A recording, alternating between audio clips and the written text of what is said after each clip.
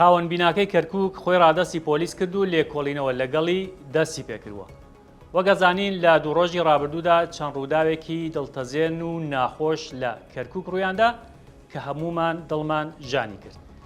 ئێوارەی پێرێ یەکشەمە لە شەقامی دەواازەی کەرکووک نزیک سنتەری ڕۆشنبیری میکسەرێک بە خێراییەکی زۆر خۆی بەناو قەرەباڵغیدا کرد و بەهۆیەوە شۆفێری بار هەڵگرەکە و 5 کەسی تر گیانیان لەدەستا.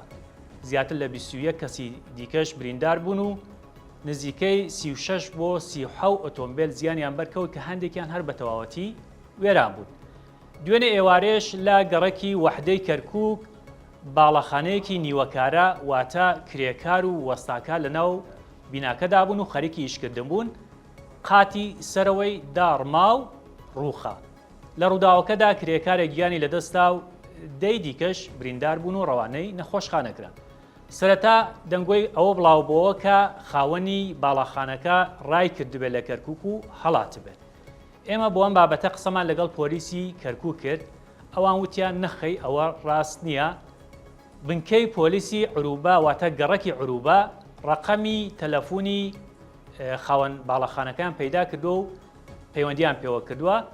هەر کە ئەوان قسەیان لەگەڵ کردووە خۆی هاتۆتە بنکەی پۆلیس و خۆی ڕادەست کردووە و ئێستا دەست بەسەرە. خاوەن باڵەخانەکە خەڵکی کەرکووکە و ویسوێتی ئەو باڵەخانەیە وەکو کۆگا و ئەمبار بەکار بهێنێت.